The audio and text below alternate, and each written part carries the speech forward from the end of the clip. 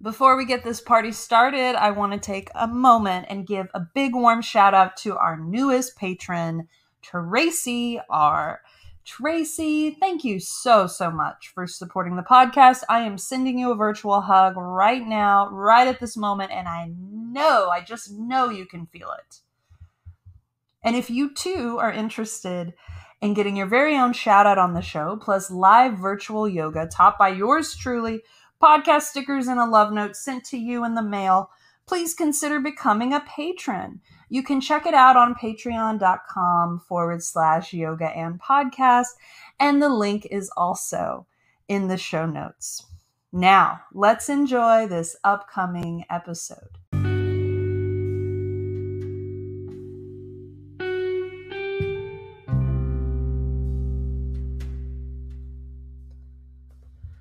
Welcome to Yoga and Podcast. I'm your host, Ashley Weber, a yoga and embodiment teacher who is living, learning, and loving every day here in the wonderful Austin, Texas.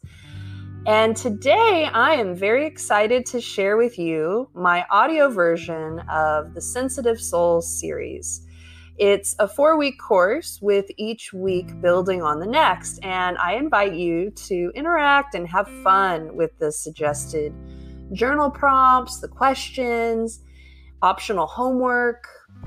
I truly love teaching this course, and since COVID happened, I've had to put that on pause, and now I'm figuring out ways to offer it alternatively, virtually, and this is one of those ways.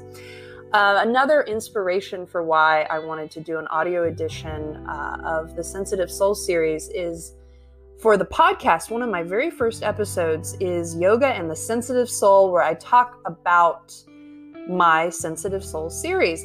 And it seems to be a very popular episode. So I thought, why not just elaborate on what I'm already teaching? This week is all about the strengths and the challenges of being a highly sensitive / empathic person.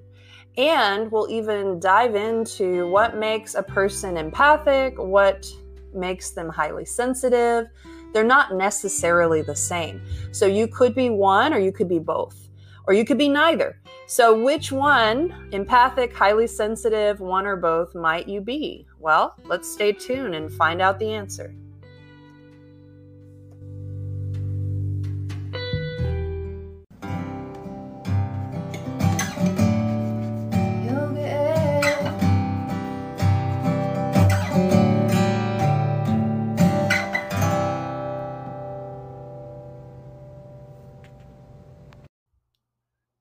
Well, hello everybody. I am feeling really inspired to share this idea of being a sensitive soul. And I talk about it occasionally on the show, my Sensitive Soul series. And I've been wanting to make a series, a podcast episode series of sensitive souls. That's a mouthful. And I've been in a lot of resistance because it's a lot of work to put a 4-week series that you do in real life onto an audio format. I mean, it's maybe not that much work, but it's daunting. It's been daunting. And then today just something came over me and it's like, just do it already. And so here I am. I'm just going to do it already. And we're going to start week 1 of this 4-week Sensitive Soul series. This episode will be all about what is the difference between being an empath or being a highly sensitive person. Can you be both? Can you be one or the other? Is there a difference? And then I'll unearth maybe some reasons why people might sign up for my Sensitive Soul series. And I literally have a pile of Post-it notes from previous people. They'll all be unnamed. Why they showed up for the Sensitive Soul series. What was the reason? And hopefully in sharing these reasons, it might give you some maybe inspiration, may or may not resonate with some of these Post-its.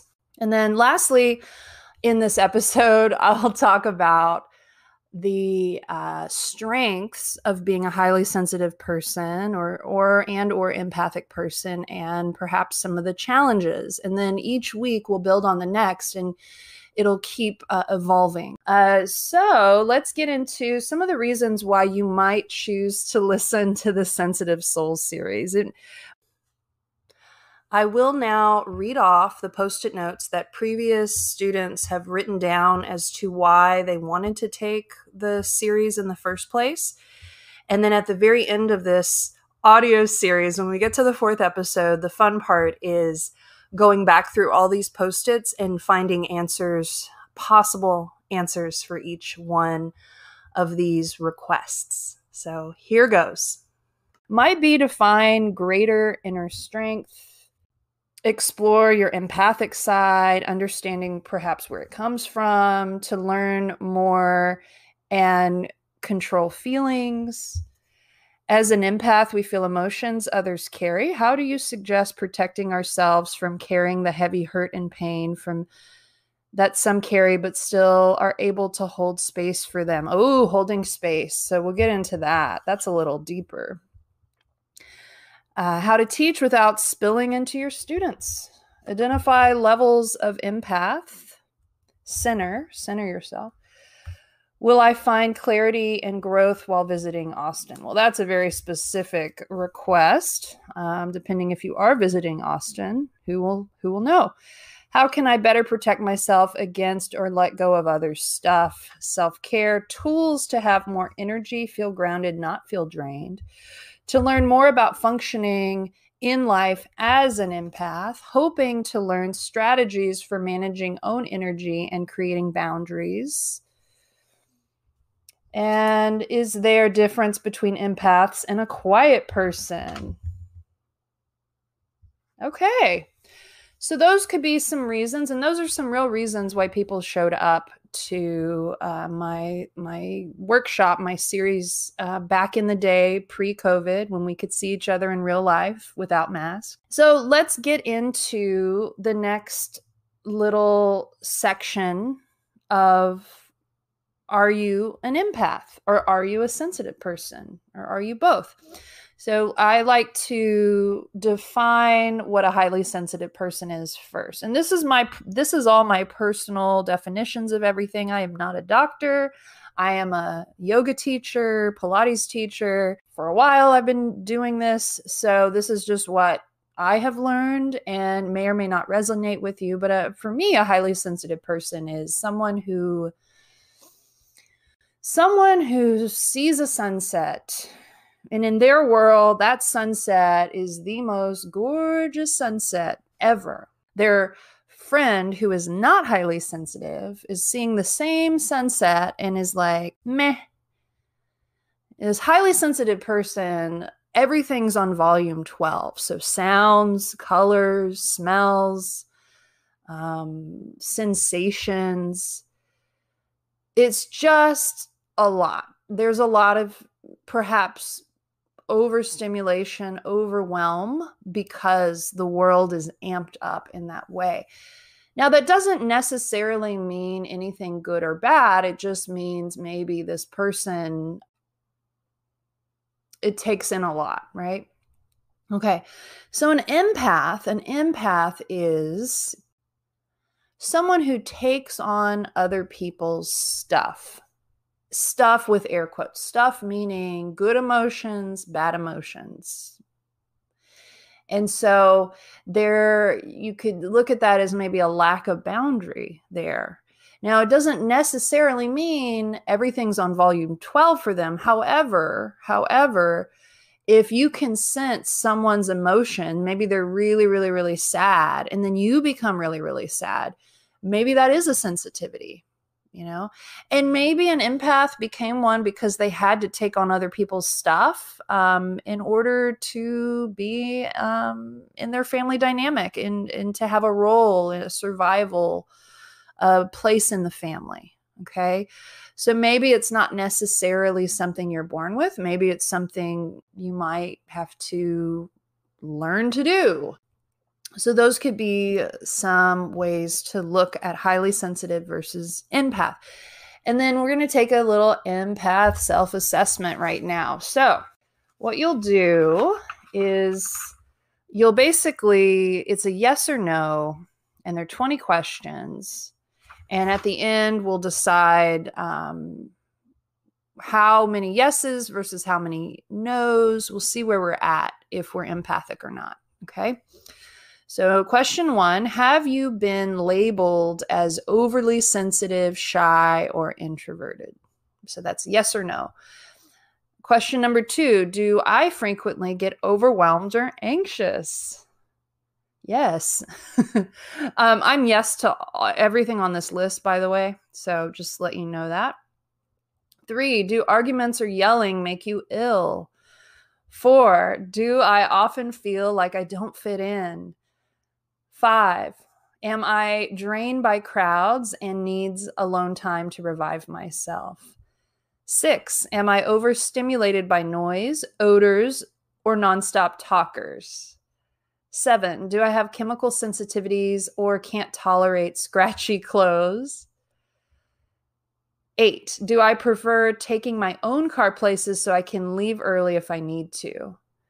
9, do I overeat to cope with stress? Yes, yes, yes, I do. 10, am I afraid of becoming suffocated by intimate relationships? 11, do I startle easy? 12, do I react strongly to caffeine or medications? 13, do I have a low pain threshold? 14, do I tend to socially isolate? And I do my best work when I socially isolate. 15, do I absorb other people's stress, emotions, or symptoms? 16, am I overwhelmed by multitasking and prefer doing one thing at a time? 17, do I replenish myself in nature? 18, do I need a long time to recuperate after being with difficult people or energy vampires? 19, do I feel better in small cities or the country than large cities? 20, do I prefer one-to-one interactions or small group gatherings rather than large gatherings? So if you answered yes to 1 to 5 questions, you are at least partially an empath. If you responded yes from 6 to 10 questions, that means you're a moderate empath. If you responded yes to 11 to 15 questions, that means you have a strong empathic tendency. And if you answered yes to 15 or more questions, that means you are a full-blown empath. And again, just to be clear, even though a lot of those questions kind of insinuated a highly sensitive person, that doesn't necessarily mean you are highly sensitive. And I also want to give credit where credit's due. And Dr. Judith Orloff, MD, this is her quiz. I did not make this up. And so you can check out her website, drjudithorloff.com. Orloff is Orloff. And I hope that sheds some light on who you are as a person. So now that we have an idea of where we are on the spectrum of being an empath, now let's get into our strengths of being highly sensitive, also known as our superpowers.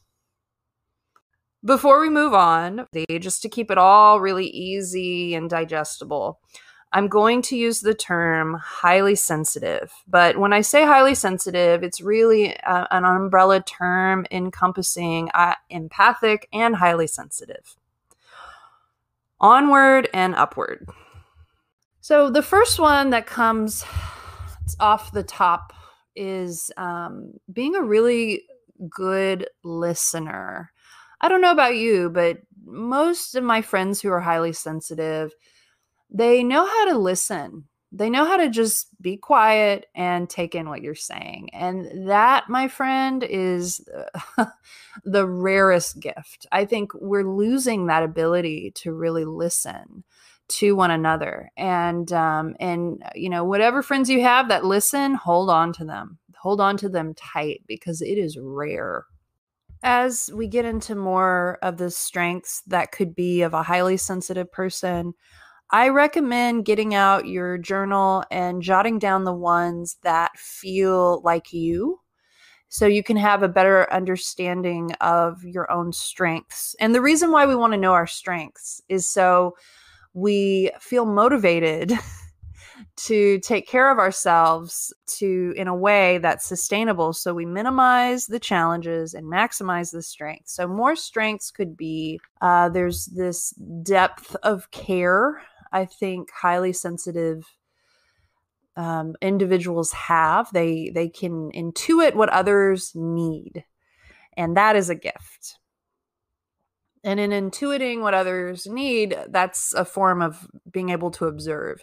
And so they're very they can observe details that maybe others cannot. Well, a really good friend, we already talked about being a really good listener, but there's also the ability to be attuned to others, to have empathy for others. There's a ability for highly sensitive people to hold space, and hold space is somewhat of a buzzword nowadays.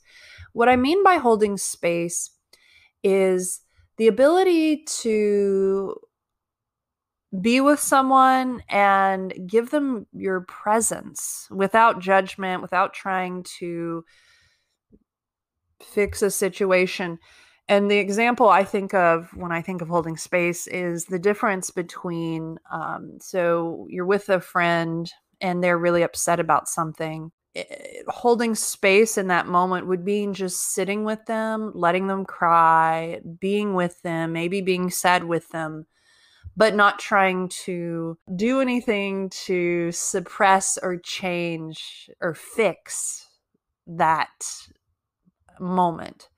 Whereas, someone who may not be holding space for their friend, they would just like kind of tell them to toughen up or try to fix the situation immediately and not let them be in their experience. That's what it feels like to me. That's my interpretation of holding space. I would love to know what you think, what holding space means to you.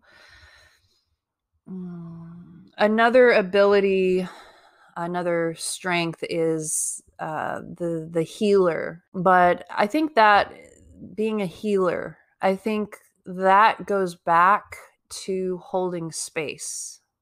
In my experience, healing only happens when two equals come together, and it's not healer wounded relationship, but it's like an equal relationship between, say, the student and the teacher. And really, I'm pretty sure we can only heal ourselves. We can have others help us through that path, but really a healer's job, I think, in the metaphysical realm at least, is holding space for that person to kind of work on themselves. And again, I could be going off the rails, kind of off the track. So let me know what you think being a healer means to you. Something beautiful about highly sensitive people is there's this visionary quality, this ability to see the bigger picture. And that could be in the collective, that could be in their world, their own life, their friend's life. There's this ability to see the symbolism in things that others may not. And my experience with people like that, they typically get into tarot or astrology because the symbolism is just so natural. It kind of speaks to them very easily, where I think other people who may not be so sensitive, that symbolism doesn't really click right away. And then, of course, we have psychic ability, which I wish I had that. I wish I could. I mean, maybe I don't. I don't know. But when I was a kid, I always wanted to be psychic, but I just don't have it. I know people who are psychic, and it's their own. It's a totally different set of uh, wonderful things and challenging things. So those could be some strengths. Intuition's up there with psychic ability. I think intuition's a really, really big one, and an obvious one that I just now thought of. What I would like to also add to intuition being a strength as a highly sensitive person. And first of all, I just also want to mention I truly believe we're all sensitive, highly sensitive, and we happen to live in a not so highly sensitive, accommodating world. And so I also want to say, with all of these strengths, we're tough and resilient and adaptable, and I want that to resonate with you for a moment. That if you're listening to this, it's probably because you are highly sensitive, and congratulations, you are tough for being in this not so easy to navigate world for highly sensitive people. But I want to mention one thing in particular about intuition, because although my childhood dream of being psychic is never going to happen because there's too much earth in my chart, I will say my intuition has gotten a lot better over the years. And the more I take care of myself in all the different ways that we will be discussing in later episodes, my intuition has heightened so much more. And it's pretty awesome, that that ability to connect with yourself in that way. And even those, talking about myself, who's not psychic or anything like that, I do find that the intuition has blossomed, and in a way that's almost like a psychic ability. So yeah, thank you, yoga. Thank you, Ayurveda, for helping me. And we'll get into the challenges of being highly sensitive next. So let's break into some of the challenges of being a highly sensitive person. And I think, at least in my life, the challenges of being a highly sensitive person were always just presented to me on a silver platter. Here, let me remind you, hey, you're sensitive, and that's not good. That's what I got from the world growing up. It was always, you're too sensitive, and I would be too passionate or overreacting too much or too emotional. It was always too much. And granted, yes, it was. I had a dysregulated nervous system. But now I know how to maintain that. So just the label alone, being highly sensitive, that might have a negative feeling to a person who is highly sensitive. I want to give an example, actually, of being at a party, and this relates to challenges of being highly sensitive. So this always happened to me. I would be at a party, minding my own business, having a good time, and somebody would always find me who had the sob story, like the saddest story about their life. I'd always attract that person. And they'd basically talk my ear off. And I didn't know how to get out of it at the time. And I would just feel exhausted and drained after that interaction. And I swear that would happen often. And then I learned how to navigate that. I learned why I attract that. I learned how to stop it. And we'll talk about that in later episodes. But I want to give that example because that can be a challenge. You can attract the energy vampire. Sometimes people can sense if you're a really nice person who's a really good listener. They can just feel that, and they're attracted to that, and they'll find you. And so in later episodes, we'll figure out how to navigate that. It's basically a way, it's a body language thing. It's a way to set boundaries. It's kind of this inner knowing about yourself that you do attract it, so you can stop it before it starts. Going back to parties. So highly sensitive people might not be the partier type. And if you're younger, I think that's harder to come to terms with, because I think there's an expectation when you're young to like being really social and being at loud concerts and being at parties and being rowdy, essentially. And every person's different, but at least from what I can tell is highly sensitive people need a lot of time to recharge and download. And that may not be quote unquote very cool to others. So you might have kind of that negative association with being highly sensitive, if that's what the world tells you is negative. And then you could also just feel really overly stimulated when you go to events and it feels like too much. And so that could be a challenge. And there's ways to be with that challenge and still maintain. And I believe there's a lot of reasons people have social anxiety, but I also believe that there's things you can do for yourself to help lessen that, which we'll get into.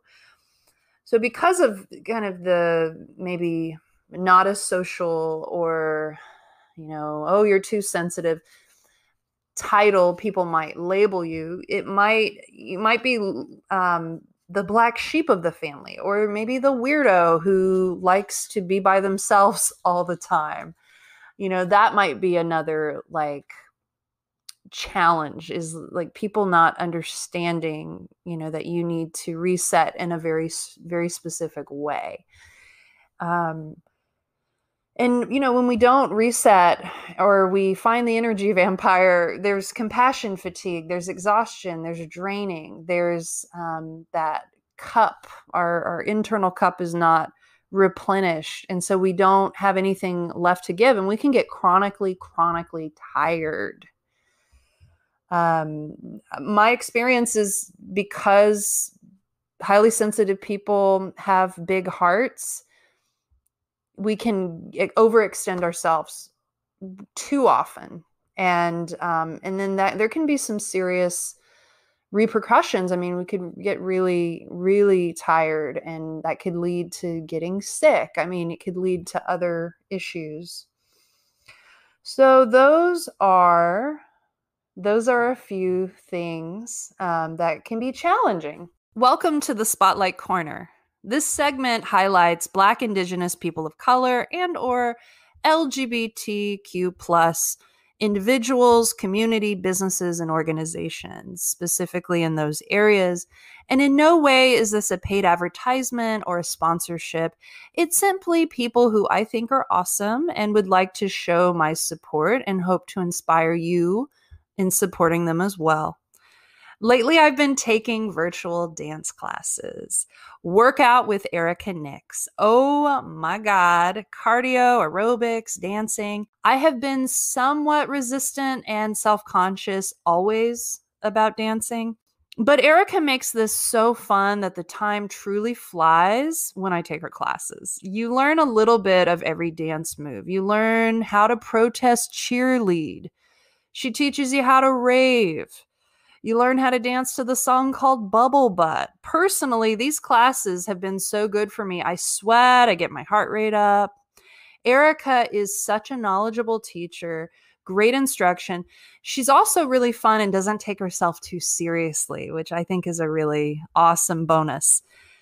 Dancing is so out of my comfort zone, but I'm in the comfort of my own home with these virtual classes, so learning how to dance has not been nearly as intimidating as going to a studio and trying to find my rhythm.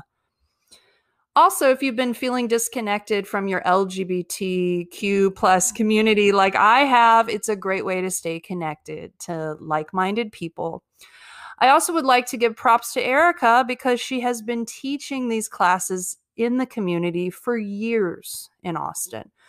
She holds a safe and fun space for people who may not always feel comfortable or even welcome in a traditional workout environment. If you would like to check out Workout with Erica Nix, I'll put her info in the show notes.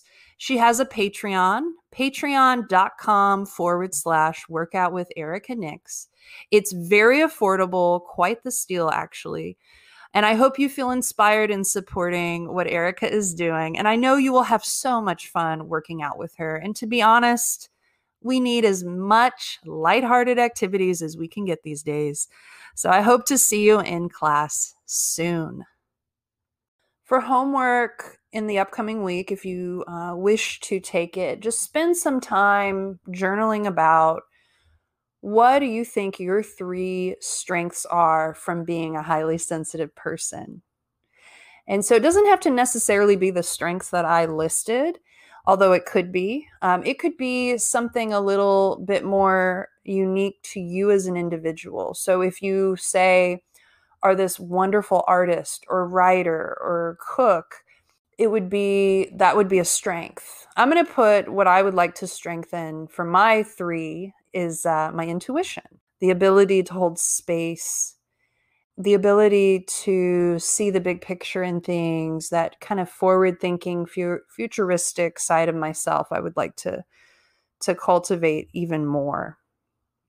And why we're listing these is in later episodes, we'll get a clearer idea of how to take care of ourselves in a specific way that can amplify the strengths and minimize the challenges. And so I would also like for you to list 3 challenges that you might want to shift. So mine is kind of that anxious worry feeling for no reason.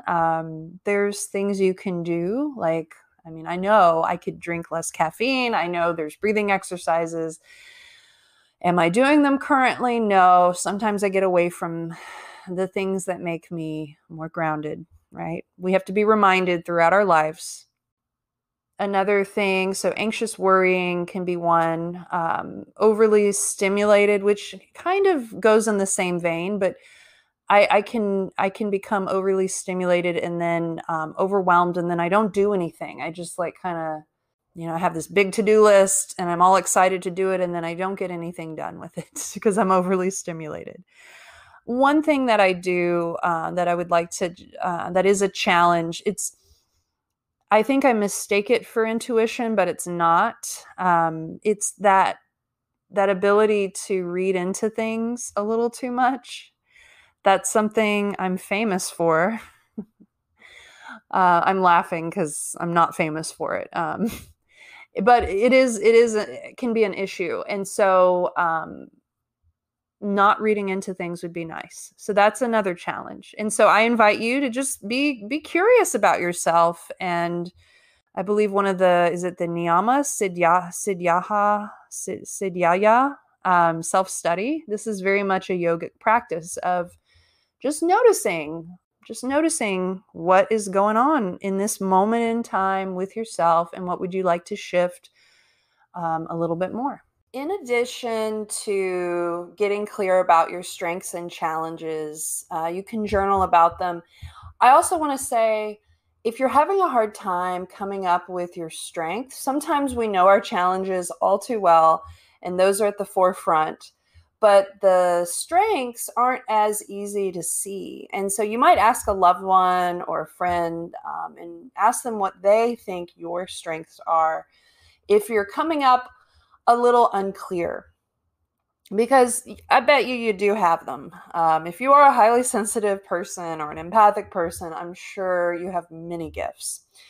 So in addition to that, next week is all about Ayurveda. Ayurveda is the sister science of yoga, and we'll also touch a little bit on boundaries too. So this is a hefty subject we're going to go into next week. And so in preparation for that, so you have a better idea of your doshic constitution, I highly recommend filling out the dosha quiz provided in the show notes. And that'll give you a better idea of what we're talking about when we touch on the doshas in regard to Ayurveda. And I'll explain briefly about Ayurveda. In the meantime, I know a wonderful person who has a Ayurveda podcast. It's called Simple Ayurveda. Angela Perger is the host. She actually was on season 1. Check out episode 42 that she did with us. Yoga and Ayurveda, and she breaks it down simply. So it's a beautifully named show she has.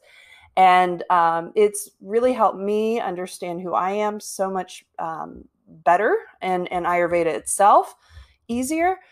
So that can be your homework, and I look forward to seeing you next week.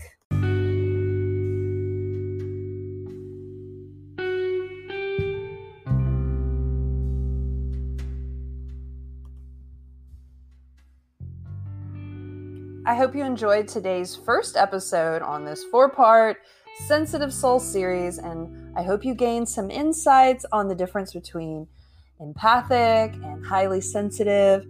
Please stay tuned for next week, and we'll dive a little deeper and go into the second part of this series, Ayurveda. Also, if this subject interests you and you would like to be a part of a supported community, I have a monthly virtual meetup called the Sensitive Souls Secret Club. Shh, do not tell anyone. It's a club that's about self-care and self-keeping through the ancient practices of yoga and Ayurveda. It's basically a monthly check-in to stay focused on taking care of ourselves in a sustainable way. If you'd like to check out more or even join the club, you can find that out on my Patreon. Go to patreon.com/yoga and podcast. You can also find that info in the show notes. If you would like to help the podcast, please leave us a glowing 5-star review on Apple Podcasts. We are currently trying to get 50 written reviews by February 2021. You can do that on Apple or leave us a review wherever you listen to your podcast too. If you would like to connect with us, our email is yogaandpodcast@gmail.com. The and is spelled out, YOGAAND podcast@gmail.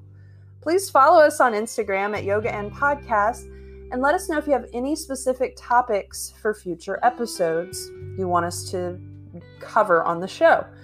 If you would like to apply to be a guest on the show, please check out my website, ashleyweberyoga.com/podcast, and fill out the form.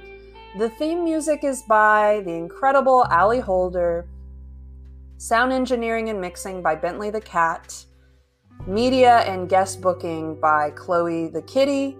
Remember that this podcast is for everyone. If you're a human living on planet Earth, you might benefit from listening to Yoga and Podcast. See you next week.